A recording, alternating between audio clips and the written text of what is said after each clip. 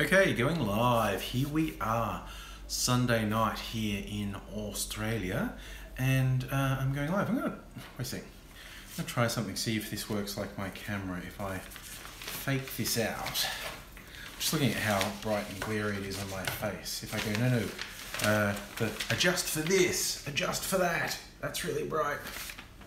No, it instantly adjusts to make my face glare out again. Okay. Hello, Stephen. How are you? Oh, so that's the answer to that little experiment. Can I make it stop flaring out of my face? Not really. So that's just the kitchen lights that are doing that to me. Those little spot lights, whatever you call them. They're not halogen, they're not LED. They've got another name. I'm not that big on thingy. For watching you. Hello, philosopher and big bad ads. People joining quickly these days, which is always nice.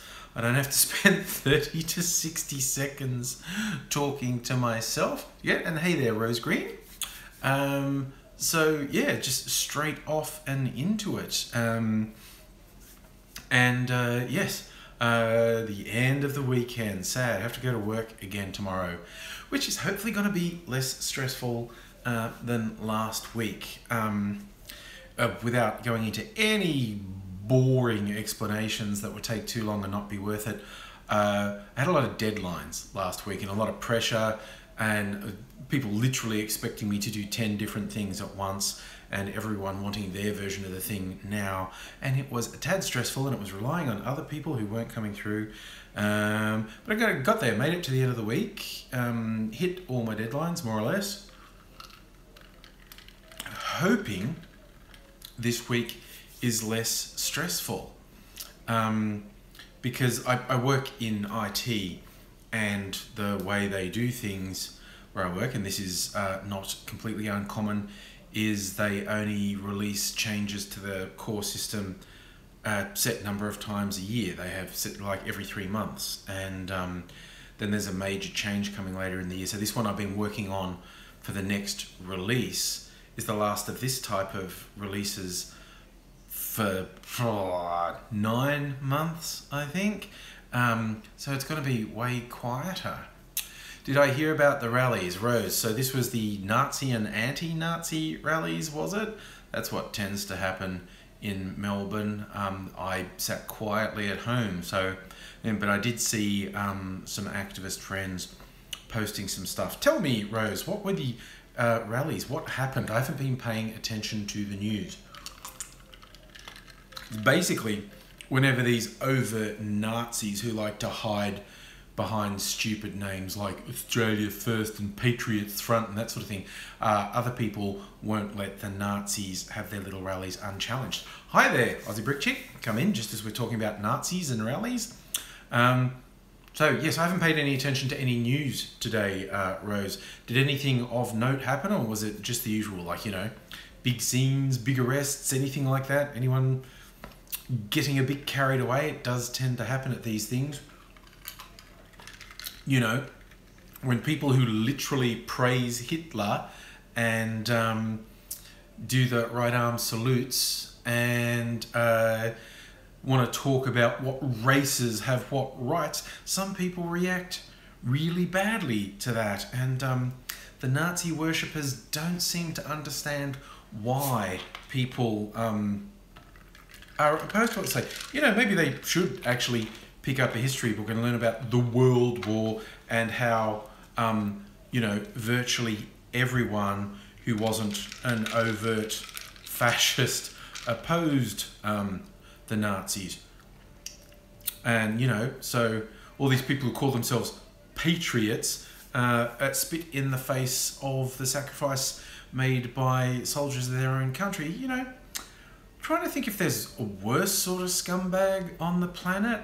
They're right up there. That's pretty much the worst. See, if they drop the patriot thing, that would be one. See, because, you know, your country has overwhelmingly said what patriots do is fight Nazis. So when you are pushing such a corrupt and defeated ideology, you don't get to call yourself a patriot. You're actually against everything that your country stands for. So you're actually scum. So yes, speaking of scum, I did notice I didn't see that much news about VidCon in the States, but I did. This seemed to be the first time that the old shitlords were front and center. The anti-feminist, shit-stirring, rebel-rousing, hate mob inciting wankers were trying to make themselves a big deal from what I could see. And again, speaking of groups who really don't get why people don't like them, when you're actively preaching the subjugation of people, sometimes people don't like that. You know, it's just like, you know, when you spread the lie that feminism is trying to overthrow men or subjugate men, and when your core ideology is actually subjugation of women, and it's you know, what colour me surprised with this anti-feminist crowd, how often they're an exact match for the racist crowd and the pro-Nazi crowd. The crossover between those groups, well, I mean, it's so surprising. Who knew someone who wanted to declare one group doesn't have any rights would cross over into this other group also doesn't deserve any rights? It's amazing. It's such a surprising thing. But this is the world we live in, I guess. I haven't seen any comments for a little while. Is this actually behaving right? This is one of the funny things, like anyone who watches my live streams know I can just keep a monologue up there. Hi, Celtic King. There you go. Prayers answered. If people focused on individual issues, there'd be more interesting crossovers. I'm not actually sure what point you're getting at there, philosopher. Feel free to enlighten me. I don't know if you're making a point or if that was sort of being tongue-in-cheek. Oh, look, of course. Okay, this is a question, and I'll probably have to answer this another dozen times over the course of this live stream. AZ unfortunately didn't feel well enough to go out into the world and come over here and be on a live stream. I was really hoping he would be, but he did make me a video. I gave him him in his toothless state, things he had to say for our amusement, and he's delivered. So I'll edit that one and upload it tomorrow. So something to look forward to. So I'm sure people will be happy to see his happy, well, I'd say smiling, his gummy smiling face. You don't need teeth to smile. Who was Viola the other day? Well, the same as Viola is today, I assume. Viola is a friend of mine. We've been, we met through Twitter, I don't know, 5 years ago. And she's been in a bunch of videos of mine in the past, not so much lately, although she might be again, whether it's live streams or just collab videos, because we're virtually neighbours now since I moved. Lives just up the road from me. So yeah, I imagine probably we'll see Viola again, possibly on a Thursday night. That seems to be a good night for her, and that's a fine night for me. We might do some pre-recorded collab videos. So yes, who Viola is just a friend of mine that we've made lots of videos over the years on various topics. Audio is off. What the fur? Okay, Amir says audio is off. Is it off for anyone else? Can I make comments? Video is awesome. Yes. Okay. Show live chat comments. No, that's all that is. People meet people on Twitter. On. Okay, good. Okay, everyone hears me. So yes, okay, this happens occasionally. If there's something wrong with your feed, reload it, I guess. Okay, so it's just some people having it. So yes, I do meet people from Twitter. So, and I've met a lot. I meet more people through YouTube. Okay, so there's another person who's having an audio. Oh, or you might be talking to the commenter. I'm not sure. So yes, I mostly meet people through YouTube, but I've met a bunch of people from Twitter. You know, you just interact with people for an extended period, and if you're in the same area, you know, do occasionally say, hey, you know, why not catch up, have chats, that type of thing, I do that. So. No, okay, Ape TV, the audio is not off. That's a problem at your end. Can you lip read? Restart your computer. Maybe I could write a sign. I've got a piece of paper here. I could write on it, if you can't hear audio, reload the page. Because there's nothing wrong with my audio. Sign language. This is like the only sign language I know. The universe, and that I was about to call that the universal, and it's not. You can find this on some websites. People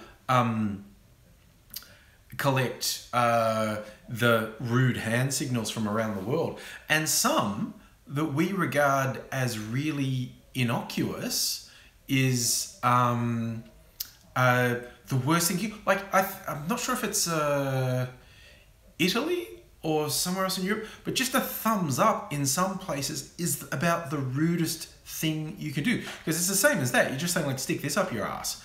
And how much trouble could that get you in? And I know that in some parts, that's the rudest thing you can do. Yeah, well, the problem's you, Ape TV. The problem's you. Hello, Caleb. Hello, Caleb. I'm just going to call you Keith because there's in little letters on my screen, and I'm old and can't always read little letters, but it's Caleb. That's okay. How's it going, birdie? Oh, Rose, you're right. Simple misunderstandings can be catastrophic. Hello to you too, Mr. Stephen. But even language, when people supposedly speaking the same language, just because of local vernacular, you can have catastrophic misunderstanding. The person speaking is saying it totally innocently, and it can come across so badly, it could cause such a bad scene. It's weird how easily. So that's why sometimes you've got to take a deep breath, because, I mean, Kate, I put up with so many dickhead comments, whether it's on Twitter or my YouTube channel or whatnot, and I'm not gonna like fuck off.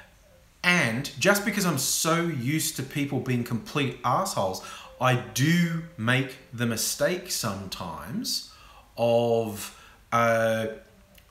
reacting really negatively when it's not necessarily called for. And they fuck off again and think, what the hell's... And they say, what's wrong with you? I said, I thought you were being a dick. No, I wasn't. Oh, sorry, I get so many dickheads, sometimes I jump the gun. I think it's important when I do it mistakenly to cop to it and acknowledge it. Like, I was actually out of line there. My bad, but I get a lot of dickheads, and I preemptively assumed you're a dickhead, and I was wrong. But yes, today's drink, which I did a little mixy drink here. This is...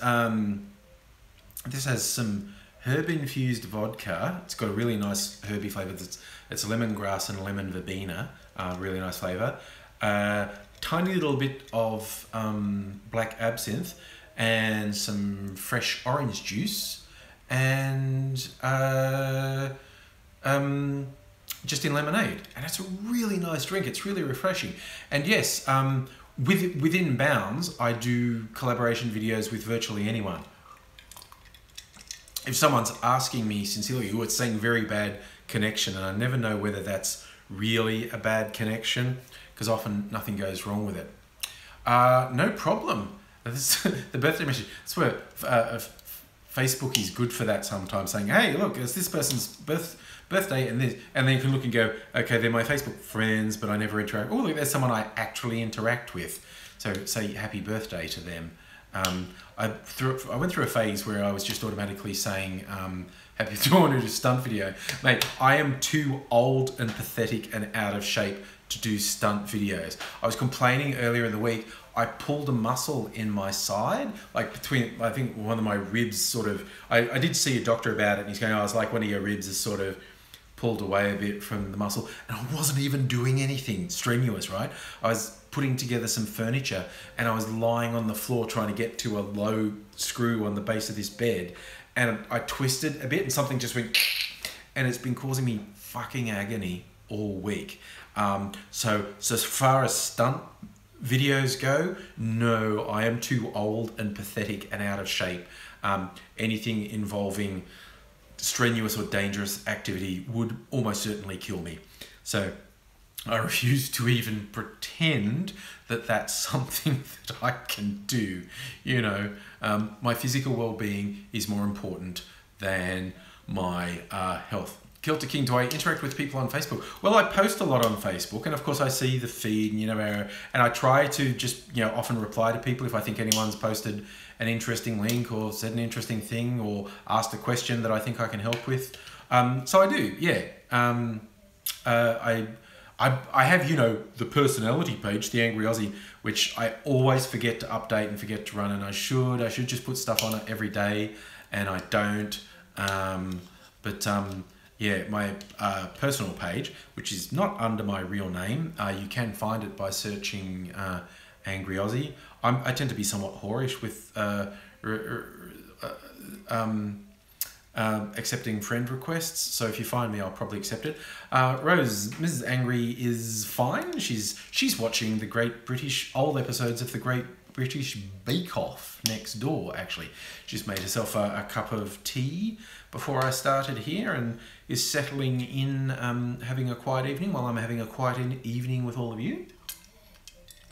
I have done cat videos, Philosopher. There's a few, particularly when one of my cats, let's see, Shadow was a kitten. We got her, I don't remember if it was 5 or 6 or 7 years ago, but she was a very cute kitten and playing around, and I did do a few cute videos. It's seriously, if you go on my channel, search Angry Aussie cat, kitten, cute.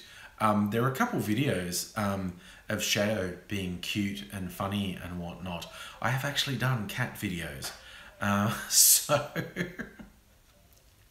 I've done a bit, I've done over 2,000 videos. I haven't even tried to count how many videos I done recently.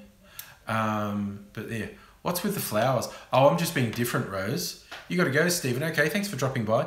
I was just being different. It's these ones. Mrs. Angry put them on the table, and I thought to be silly, I'd put them in the picture. I think she stole them from neighbours' gardens, actually. Went for a little walk around and cut some flowers that were near the street. Don't tell anyone. Yeah, I just thought, because the thumbnails are all me going, "Ugh," so I'd do something a bit different for tonight's. How's it going, Toby? It's going fairly well, thank you. Having a week. Hey, look, here's an interesting question. This is a moral or philosophical question.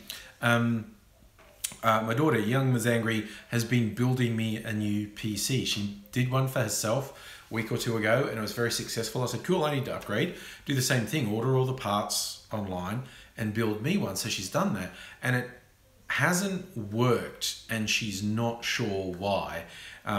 She thinks there's something wrong with, either something wrong with the motherboard, or maybe the video driver, or maybe she put them in wrong, maybe she bent one of the pins. And I said, well, if they're not working, I'm going to send them back and get them replaced. But then she got really, she felt guilty, like, well, what if it's something I did wrong? You know, what if it's not faulty, but, you know, I pushed it in or screwed it in too hard, and it bent the pins, and it's my fault. You can't ask for your money back. In my book, I think I can. It's just like, well, you know, I ordered this stuff over the internet, and I got it and installed it, and it didn't work, so I'm sending it back saying I need a replacement. As long as there's nothing like just extraordinarily badly done, like you dropped it and stepped on it and that sort of crap. But what's everyone here? What's your moral view? I ordered this stuff off the internet, so I ordered, you know, almost $2,000 worth of parts, and if some of the parts aren't working, like because even if it's arguably the installation that was the problem, like a pin got bent, should I send it back and ask for a replacement, or should I send it back and say this was my fault, I need to buy another one. I am actually of the mind of sending it back and saying, got this off you, doesn't work, I need a new one. What's everyone's view? Is that moral? Like I said, unless I see something that's really obviously bad handling and damage, is sending it back and asking for a replacement the right thing to do? Okay, 2 people ask for a replacement. That's probably all the encouragement I need, but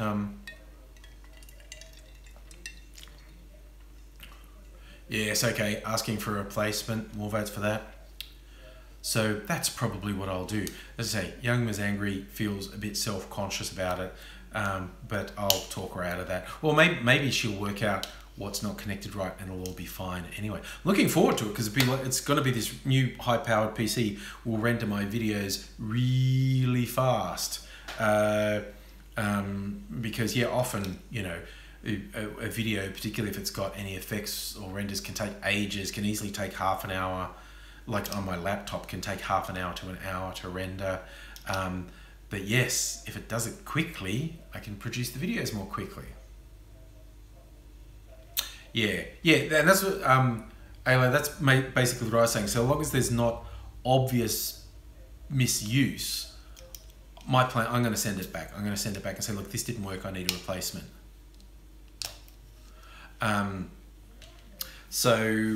Yes. So, all right, that's it. Oh, I did see the question in there from Rose, am I a bike rider? I suppose the shortest answer is no. The longer answer is I have a bike, I just don't ride it much. I used to ride it to work. I even shot a video one time of the trip up St Kilda Road into the city. I had a video strapped to the front of the bike. That was before that was common, actually. Now, lots and lots of bike riders will have like a GoPro, because they're worried about accidents. They want the evidence of what happens if something happens to them. Whereas I had a full-sized video camera strapped to my handlebars just to record the trip to put on YouTube. What are the specs? That's a good question, isn't it? I actually don't know specifically what the specs of my computer are. I put that all in the hands of the wise young Ms. Angry. She built hers. She's mainly thinking about gaming, high performance gaming. And I thought, well, that will work for video as well. Just get me one with the same specs. Rose Green, the thing about people seem to not like bike riders. I think people can go a bit over the top with being aggravated bike riders, because there are dickheads who ride bikes, but there are dickhead pedestrians and there are dickhead car drivers and motorcyclists and truck drivers. Basically, people are dickheads. So whatever you want to point your finger at and say, oh, they're all dickheads. Well, they're not all dickheads, but you remember the dickheads. And Melbourne has some unique things that happen with bike riders, mainly around the trams, because if you don't know Melbourne that well, trams go down the road, you know, so it's a shared thing with cars, and sometimes at a tram stop, there's a bike path between the footpath and where you get on the tram. Now, the rule is when the tram stops, the bikes come to a complete stop until the tram moves again. They stop, let people get on and off. They don't go again until the tram goes. Bike riders stretch that as far as they can. Like the trams come up to the stop and it's pulling in, and people are stepping off to go towards the tram because they want to get on the tram. And the bike riders go, well, the tram's not at a complete stop yet. I'm going to fly through all these people trying, which is a real fucking dick move. And lots of them do that. And every now and then you get a colossal asshole who just, when the tram's completely stopped, and they'll just weave in it because they don't want to stop, and they'll just weave in and out of people. The urge to like coat hanger them is so strong. Mind you, I had a car do it the other day. I was getting off a tram on a busy street, and a car tried to go around, and I just like standing, like I stepped off in this car's like he's just going to keep coming. And I'm like, no, stop, you fucking dickhead. And then he copped an attitude like, oh. And so I gave him quite the spray with the, no, you fucking stop. You cockhead. You stop completely. You don't roll forward. You don't try. You fucking stop. Mr. Stephen, that simply doesn't work. Pedal bikes have to be on roads. They can't be on footpaths. They're too dangerous to pedestrians. They have to be on roads. Road motorists have to respect bikes. Like I said, there are definitely some dickhead bike riders, but the bigger problem is by far motorists with no respect for cyclists, no concept of how the road rules work. It's all well and good to blame cyclists and point. Of course, there are dickheads who do dickhead things on cyclists, but the far bigger problem is motorists who are complete assholes.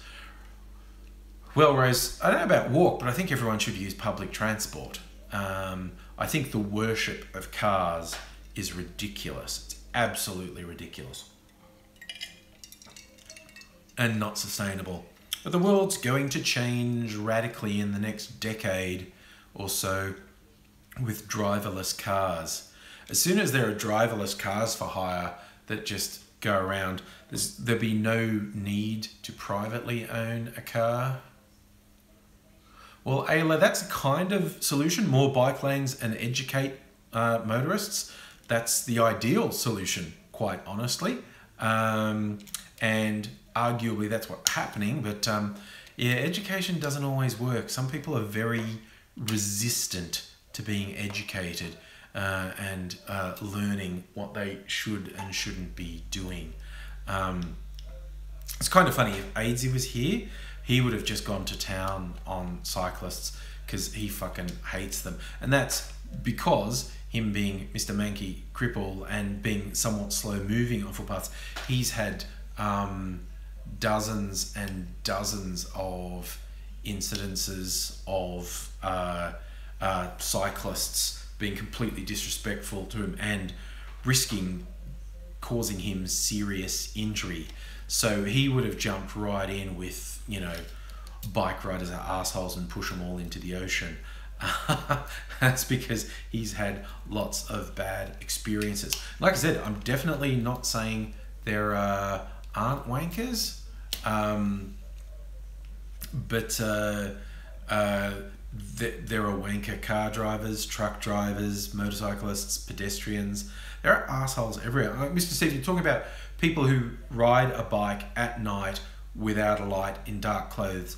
I call them speed bumps. It's like, you know, every time, and I see people like that too, and it's like, well, do you want to die? Is that it? Couldn't you just throw yourself off a cliff? Why do you have to drag me into it? Why do I have to be part of your suicide? Why don't you just do it yourself? It's like, I really don't get that. And you do definitely see it. People riding bikes at night, no lights, in dark clothes. Like, it's fucking insane.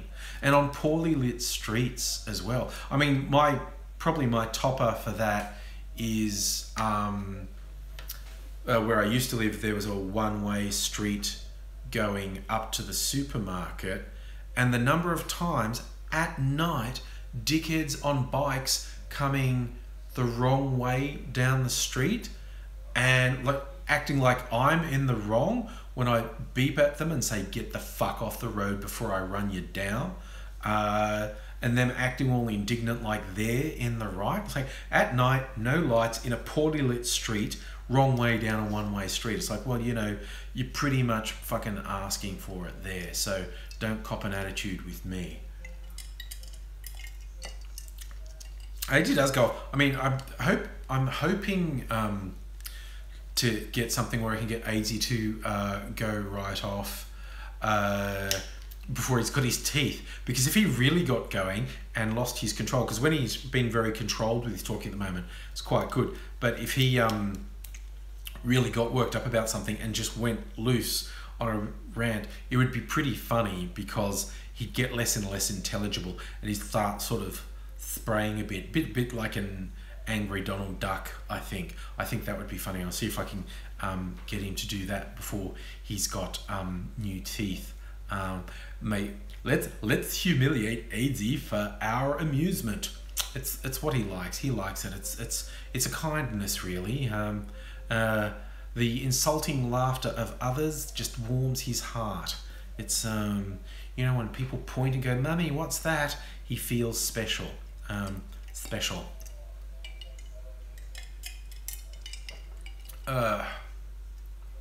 Oh yeah, we're still talking about Canberra being ruined by cars. But look, like I say, the world will be so different in as little as 10 years. Self-driving cars, and when they're just hovering around for hire, there'd be close to no reason to own your own car. Won't make any economic sense. And also, I would assume once self-driving cars become more common and they're not,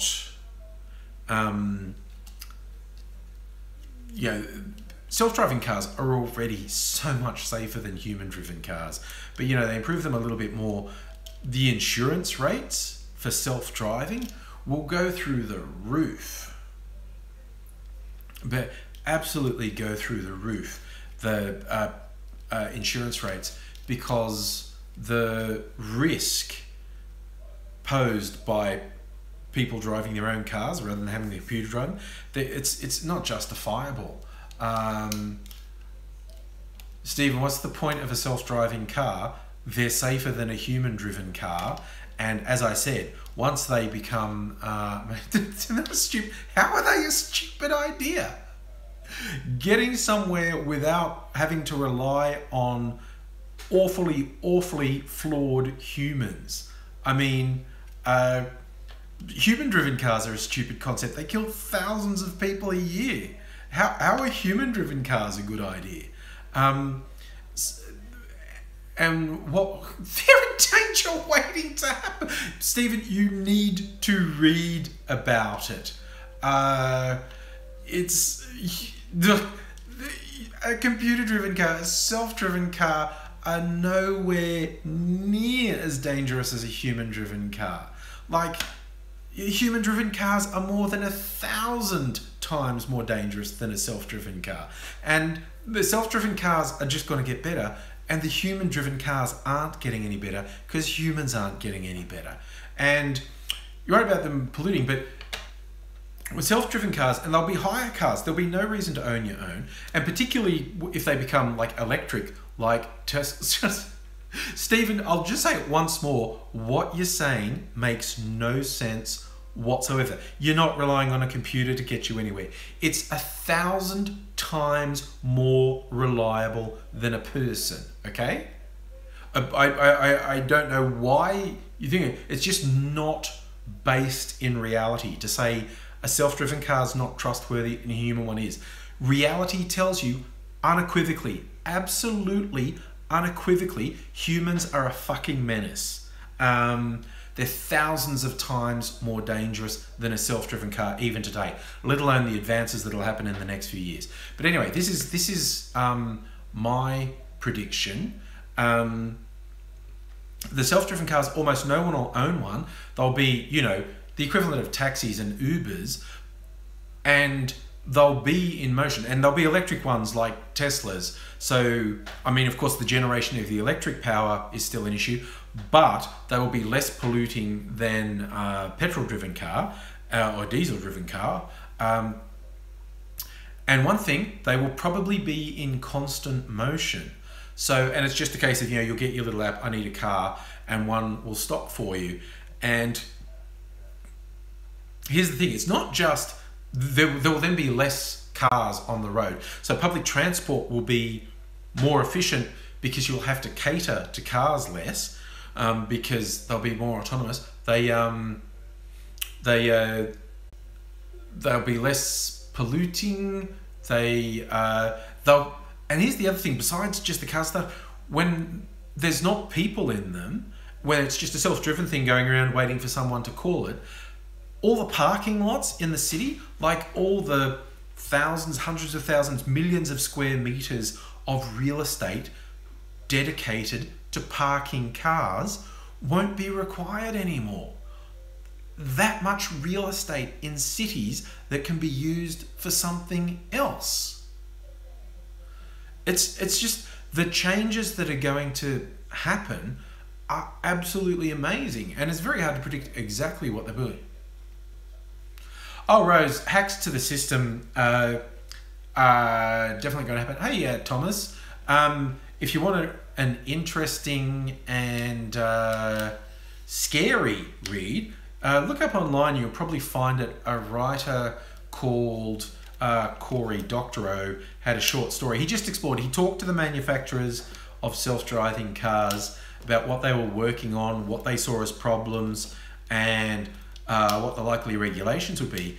And the interesting thing, a lot of the car manufacturers won't say this publicly, but one of the biggest risks they're having to deal with is the sort of controls the government wants placed on cars. Like, for instance, okay, self-driving car, you'd imagine the default is this car can't break the law. So in other words, this car can't speed, this car can't run red lights, that type of thing. You'd imagine that would be the default. Now, a lot of the governments are saying that has to be hard-coded into the cars and not changeable by the owner of the car. In other words, if you own a self-driving car, you aren't in control of what it does.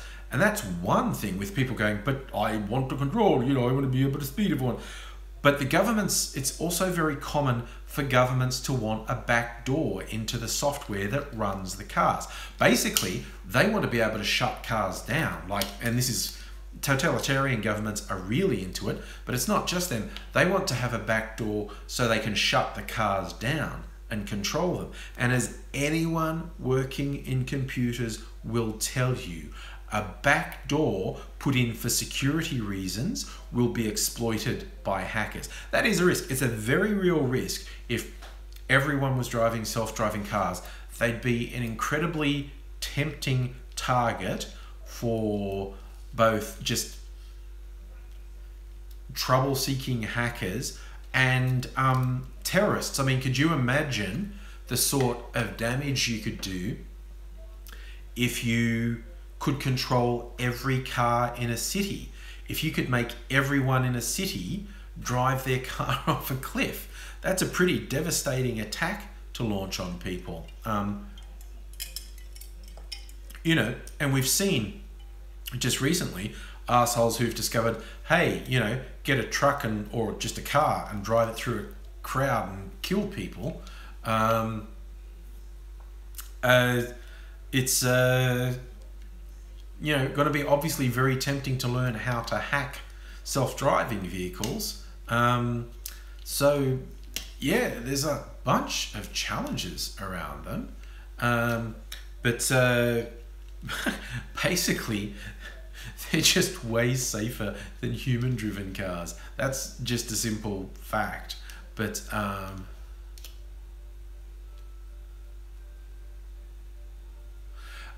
Shelf, like I said, seriously, if you want an interesting exploration of what could go wrong with self-driving cars, not necessarily will, but could,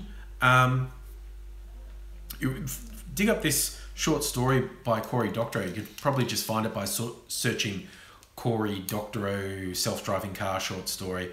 But he had both an incident with malicious government shutting down a protest, terrorists taking over the cars, but also just spoofers, just people trying to cause trouble. And you talk about, these cars would be networked, because one of the things self-driving cars would be doing would be tracking traffic flow and taking alternate routes if the primary route was congested, to basically try and get rid of congestion, just going all over the place.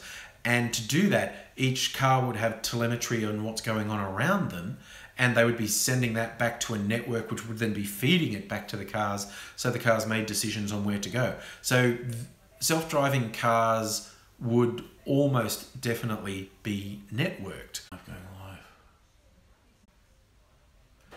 Okay, I hope I'm back now. I changed Wi-Fi points. Give them half a minute. Thanks, Aussie Brick Chick. I hope I'm back.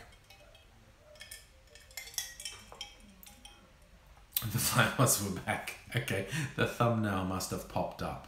Okay. So, I mean, hopefully I'm back, and hopefully everyone's still here. I don't know. It's one of those things when that happens. I'm back, yay! That's good. I changed Wi-Fi points in my house, So hopefully I'm back properly. Or the self-driving car computers didn't like me saying potentially negative things about me and sabotage my network. That might have happened too. You can never be sure. Oh God, that just reminds me. I don't know if you've ever seen the documentary about Edward Snowden, Citizen Zero. It's very interesting. And you find out a lot of his backstory and why he did it in the interviews. And the first time, like, he was basically hopping country to country to stay ahead of US authorities. And he decided to talk to journalists for the first time. And they arranged to meet in a particular hotel. And they're sitting down to talk. And he had all these guidelines for them, like, you know, they couldn't do anything anymore. Not to bring a phone with them, not to bring a mobile phone with them. All these various things he's doing to try and get around possible surveillance things. So he's being pretty paranoid, but they met, and so they're sitting there, they're talking to Edward Snowden, and they've got the cameras going, and the fire alarm goes off in the hotel, and an evacuation signal comes up, and you could see them looking at each other going, okay, are we being paranoid? Is this a setup? Does someone know we're here and this is to get us outside? Either to arrest us outside or to put some sort of surveillance device in the room while we're out of the room. And they decided not to be paranoid and they went outside. And it was just a standard false alarm, fire drill, and nothing happened. But it was fascinating at this one moment, just as they're sitting down for an interview and the evacuation signal sounds, you could tell they're all going, okay, is it crazy for me to think this might be a setup? Am I being too paranoid, or am I being the right level of paranoid? It's so hard to be sure. That's the thing. For people who haven't worked out, it's like, I'm going to be a whistleblower. I'm going to reveal these terrible secrets about what the government's doing and abusing their power and da-da-da-da-da. Governments do not like that. They do not like that. In the modern day and age, it seems like about the worst thing you can do is embarrass your government, because they will come after you. I'm back. Am I, Rose? Sorry, I haven't seen any comments for a while, but I did see a few saying I was back. There appears to be some delay in different people seeing it at different times. Yes, okay. Ayla, that's the best question. Like, it's been a running joke for a while that, you know, like, the American Psychological Society have announced it's no longer a symptom of paranoia to think your government's spying on you and is out to get you, because that's just a fact. We actually know for a fact that definitely in the US and probably everywhere in the world, all communication is monitored. They're not necessarily listening, because that's too much, right? But we now know the NSA in the US ignored the law to the extent they could be recording and listening to any communication between any people anytime we want it. And when you look at the number of surveillance cameras in the world as well, but so it's basically, you can be, you can, you know, be anonymous and hide your identity right up to the point the government doesn't want you to. Basically, if the government wants to be spying on you, surveilling you, arresting you, they'll do it. That's just a simple fact. And anybody who says otherwise is a fool. Now, of course, then you get into the tree. Well, is the government going to do anything bad with that? Are they doing it for more safety? And there's arguments to be had about that. Personally, I think when you think about, is it okay for the government to have access to everything about me? Don't think just about the current government and how benevolent or nice they might be. Think about your idea of the worst possible government. They'll be in power at some point. It's kind of like, you know, when George Bush granted himself all these powers and all his supporters were going, yeah, this is the right thing to do. And people who weren't Republicans are going, this is bad. And the Republicans are going, you're unpatriotic. You're helping the terrorists. I was saying to Republicans at the time, you know it's not going to be a Republican president forever, right? There's going to be a Democrat, and there's going to be a Democrat that has these same powers. And Obama just expanded the powers of surveillance, expanded the punishment of whistleblowers, actually had an appalling track record for what he did around surveillance and punishing whistleblowers. And now people who defended Obama and his surveillance and his crackdown on whistleblowers and his expansion of drone attacks and whatnot, well, when you said that was all okay, now Trump has all those powers, okay? So was it really a good idea to let someone have those powers? So it's just... The number of people who go, oh, I'm going to put up with the government taking the rights of Muslims away because I'm not a Muslim, so that couldn't possibly affect me. Ha! I'm going to be shut. Bye, Rose. See you later. Conversations like this getting shut down, that's the worst possible of all worlds. And in some countries, they basically do it, with some of the real totalitarian countries. But for instance, the US is basically saying anyone who wants to enter the US has to hand over the passwords to all their social media accounts and divulge all the information at the border. How well do you think some of the stuff I say would go down on that front? And is that an acceptable thing to be punished just for things you've said? You haven't actually done anything. You've just said that particular policy is shit. That practice is shit. That government is shit. That government department is shit. And they can now punish you for daring to express an opinion. Ayla, they actually do that at US Border Patrol. They do. And they're going further and further. It's a limited amount of time until they do it to US citizens as well. But they reserve the right to do it at the border. And here's the thing. When you try to get in the US, like for a holiday on a tourist visa, they can stop you any time they want.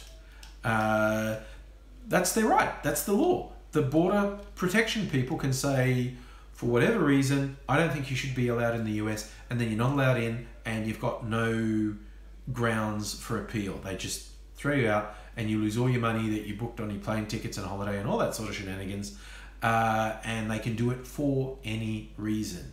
Now we're getting a lot of buffering. Okay, that's interesting. Okay, I was about to say, I'm not getting the messages at my end saying it's a bad connection, but now I am.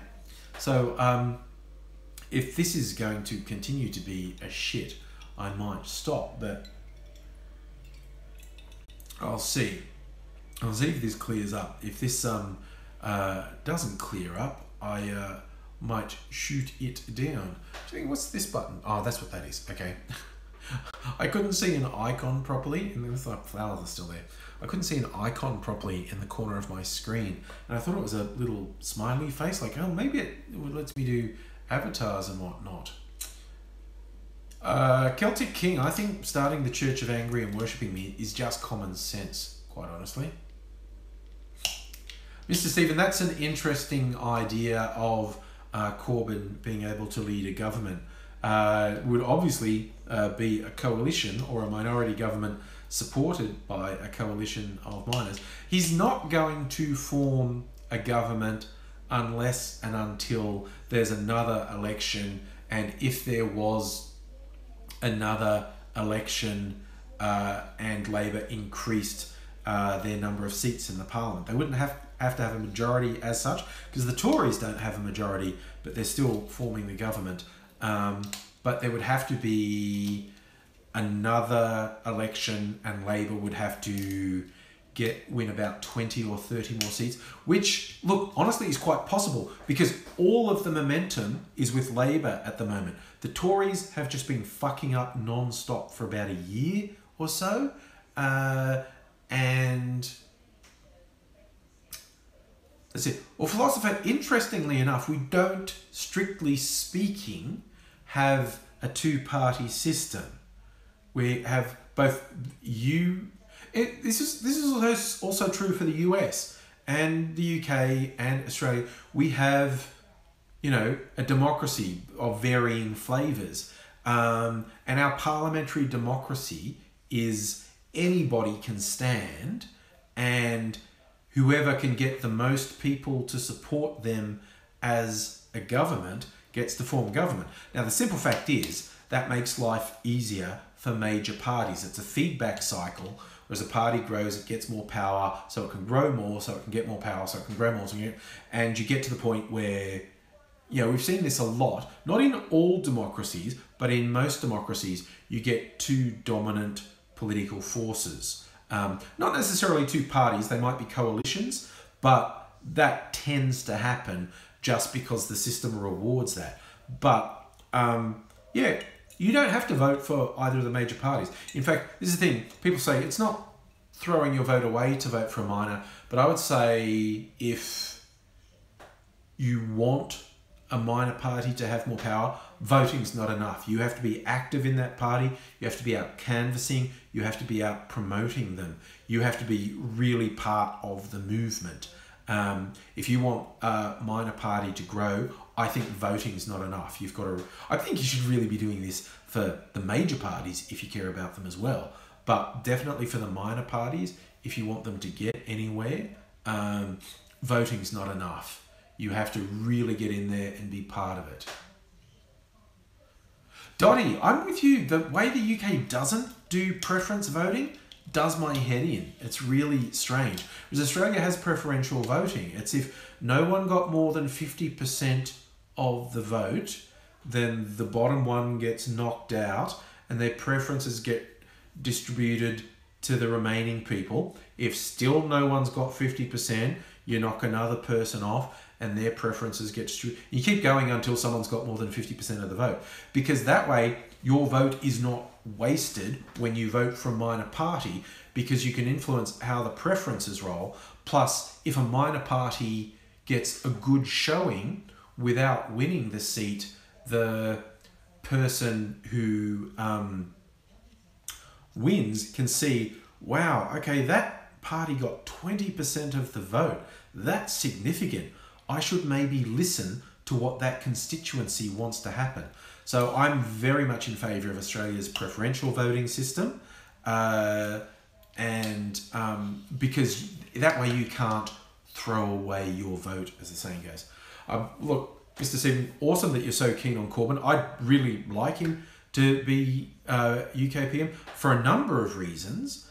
First and foremost, I'd just like to see what happens with an old school lefty in power. And second, I hope that he encourages politicians in other countries in the left or progressive party to be more open, be more progressive in their policies, actually stand for something apart from getting voted in, because that's what it feels like when you look at the big parties. Their only concern is getting votes. They don't really stand on principle. You know what? There is an enhancement button here. You have to head off. Okay, hello. Thanks for stopping by. What is it? Oh, right. Okay. I probably shouldn't do this because the streams. Look, now you can't see me because there's bubbles there. No, this is called Dance Party. Oh yeah, I can dig that. I probably shouldn't do that. I'm having enough trouble with the stream. This is called Dream. Oh yeah, I like this. No, I'm going to leave this one on. Because then I get little ghostly trails around when I move and I stay there. Good night, Ayla, and hello, Tendai. Yep, look, Mr. Stephen, I completely agree that Corbyn inspires passion in crowds, and I'm so for that. I'm a big supporter of Corbyn. In fact, the establishment Labour in the UK shit me. The degree to which they attacked him and tried to sabotage him, like from what's his name, Blair down, and all Blair's acolytes are actually saying they would rather lose an election than win with someone like Corbyn in charge dictating policy. I mean, how fucked is that? You know, the old, no, we've actually completely abandoned the idea of the Labour Party being a working class, union-led party. We just want to cater to urban people now. It's like, well, fuck off then. Join the fucking Tories if you want to be Tory light. It's like, what's the point in that? So I am a big supporter of Corbyn, because not least because I think he's largely honest. By political standards, he's very honest. Ranged voting is score voting is better than preferential. I don't know what that is. I know there are lots of variants on voting.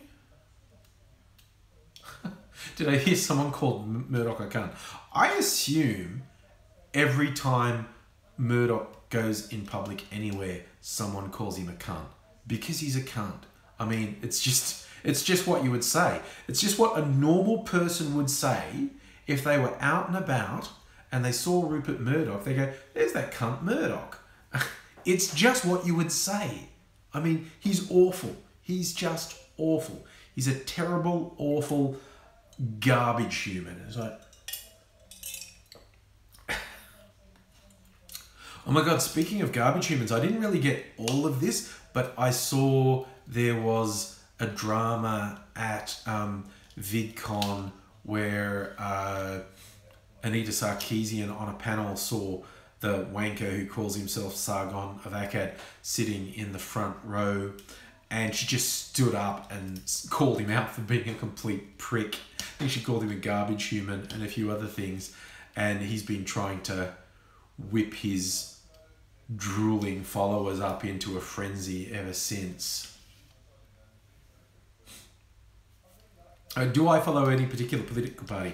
I am not and never have been a member of any political party.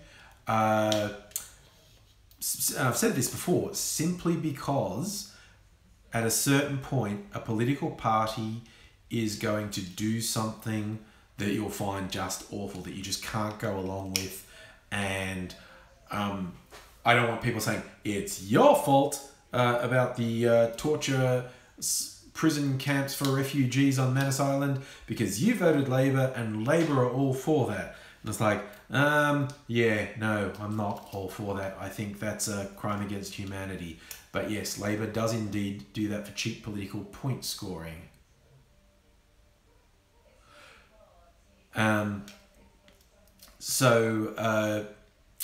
Yes, that's why I'm not in a political party.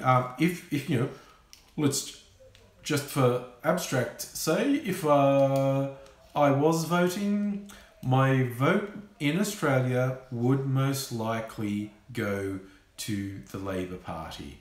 Not that I hate the Greens, but the Greens are really smug and tend to be really selective with their use of the truth. Like if you laid all my policies down and put all my policy positions down, put on all the political parties down, my position would most closely match the Greens. But I just have a bit of a problem with the Greens. And they're not going to win power. Buffering's happening again. This is just happening tonight, I think.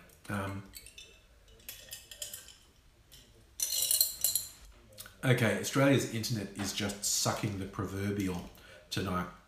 I'll weather this little storm of buffering till I see that everyone's back. And then I'm probably going to end because this just keeps happening. So there's not much I can do with it. I'm going to play with the effects in the meantime while I wait for people to get back. What's this one?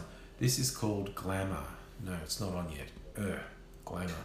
Must be soft focus or something. Beam. What's that? That's that. I don't know what that is. Okay. 6 1. Sargon and keys in 2 P's in the pod. Okay.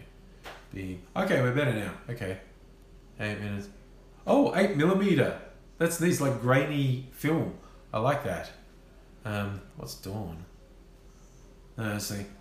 And document. Oh, look, I'm like an oldie school documentary. I'm just playing with all these now. Sepia tone. Silver screen. Oh, it's the whole silver screen. Oh, negative. That's a bit much. That's a bit much. Okay, let's go back to Dream. Dream was good.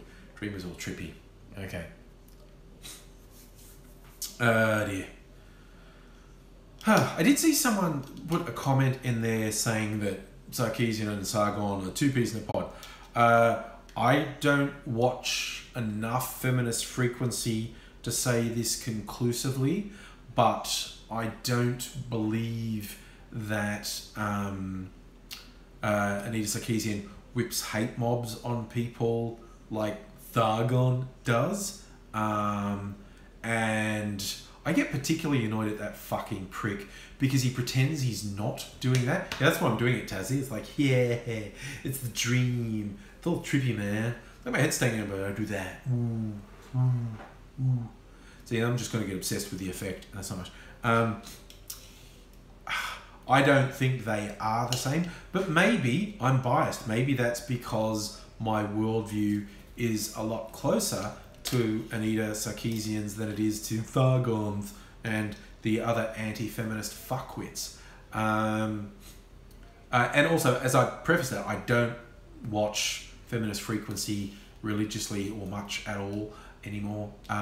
So I'm not in a position to definitively say what she does or doesn't do. Yes, I don't think they're alike at all. Yes.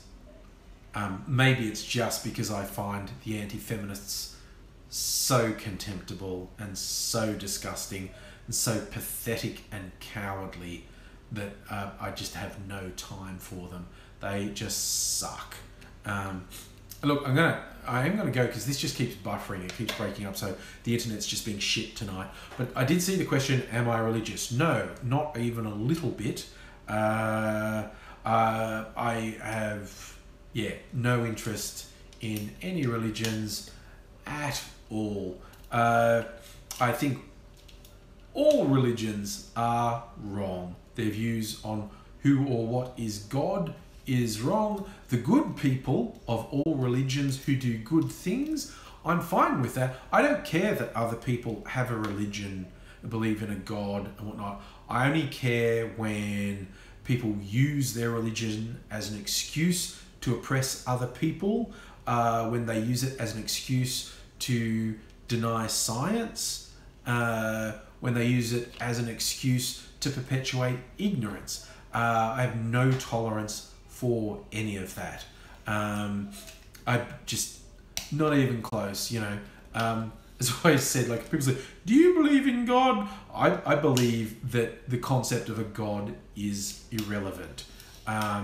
Because all human concepts of God have this ridiculous human veneer over them. Like, you have to worship the God. What sort of supreme being would also be so shallow as to demand obeisance and adoration? What if you were a supreme being? How the fuck would it bother you what a bunch of talking monkeys were doing down on Earth? So it just makes no sense whatsoever. Oh, good old Bob Dobbs, the Church of the Subgenius. Whatever happened to them? They would be a few years ago. It's about time for them to be ironically back in the limelight, I think. You know, need to stomp on some pink boys. But yes, no, I don't go for religion at all. I don't have a problem with religious people as such. I just have a problem with the bad manifestations of religious practice, and when it becomes religious intolerance, no matter what their stripe, I'm not on board with that at all. But look, internet's fucking up tonight, so it's been an hour anyway, and it's been a lot of fun, but it's gonna keep doing this bloody dropout thing, which is getting frustrating. So look, I will bid you all farewell, and then I might go and watch Doctor Who, and then go to bed even, because that's the kind of wild and crazy life I lead. I'll be back soon. I'm going to put up a video of AngryAussie tomorrow. It's quite fun, of him trying to talk with no teeth. So I hope you enjoy that. And I'll be doing more live streams during the week, probably as soon as Tuesday. So hang out for that. Hang out for a video with AngryAussie tomorrow. And I'll see you all again soon. Bye now.